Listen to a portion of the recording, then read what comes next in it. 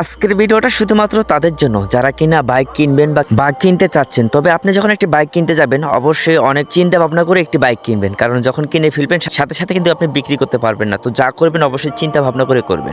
আসসালামু আলাইকুম, আপনারা দেখতে পাচ্ছেন আজকে আমি সুজুকি বাইকে আমার নতুন বাইকের 7 নাম্বার সার্ভিস করাতে যাব। তো আমাদের এখানে সুজুকি কোম্পানি সুজুকি সার্ভিস থেকে আমাদেরকে কোন ধরনের সার্ভিস গুলো দিবে আপনাদেরকে সম্পূর্ণ ভিডিওর মাধ্যমে তুলে ধরবো। তো আপনাদের ওইখানকার সার্ভিস সেন্টার গুলো কেমন এটা আমার জানা নেই, তবে আমি আমার কথা বলবো। আমি যেভাবে আমাদের এখানে যেভাবে সার্ভিসটা দেয়, আমাদেরকে যেভাবে সেবাটা দেয়, তো এটা আজকে আপনাদেরকে আমি দেখাবো, ঠিক আছে? তো এখানে আজকে আমার হচ্ছে প্রায় 7 নাম্বার সার্ভিস। এই বইটা তো যারা গাড়ি নতুন কিনেন তাদের কিন্তু এই বইটা থাকে, ঠিক আছে? তো যাই হোক, আমরা ভিডিওতে চলে যাব। আর আপনারা অবশ্যই কমেন্টে জানাবেন বাইকের কি কি আপনাদের সুজুকি আছে, বাইকের মানে এসএফ কোম্পানির বাইকে সব থেকে বেশি কি কি সমস্যাগুলো আপনারা ফেস করতেছেন। তো আমিও কিন্তু কিছু কিছু সমস্যা ফেস করি, তো আমি আপনাদেরকে দেখাবো সেগুলা। তো এই বাইকগুলোর মূল সমস্যা হচ্ছে যে বেশি একটা কিছুদিন পর পরে আপনার সার্ভিস করাতে হবে, ঠিক আছে? যেমনটা আপনার এই যে গিয়ার লেবারটা, এই গিয়ার লেবারটা, ঠিক আছে, এইটা কিন্তু খুব শক্ত হয়ে যায়। আমি যদি আজকে সার্ভিস করিয়ে আনি, একটু পানি খাইলেই এরপর একটু শক্ত হয়ে যায়। আর এর ক্লাস প্লেট গুলা মোটামুটি অনেকটাই সমস্যা করে, ক্লাস করার সময় ইয়ে করার সময় এটা হয়ে থাকে, ঠিক আছে?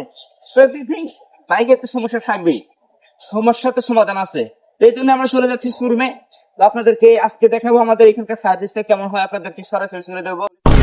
তো আমি কিন্তু অনেক রাস্তা অতিক্রম করার পরে চলে আসলাম সেই খাগড়াছড়ির সুজুকি সার্ভিস সেন্টারে। তো এখন আমি সুজুকি সার্ভিস সেন্টারে আমার বাইকটাকে তুলে দিব। তার আগে দেখি সিরিয়াল আছে কিনা, কারণ ঈদের আগের দিন প্রচুর পরিমাণে সিরিয়াল থাকে।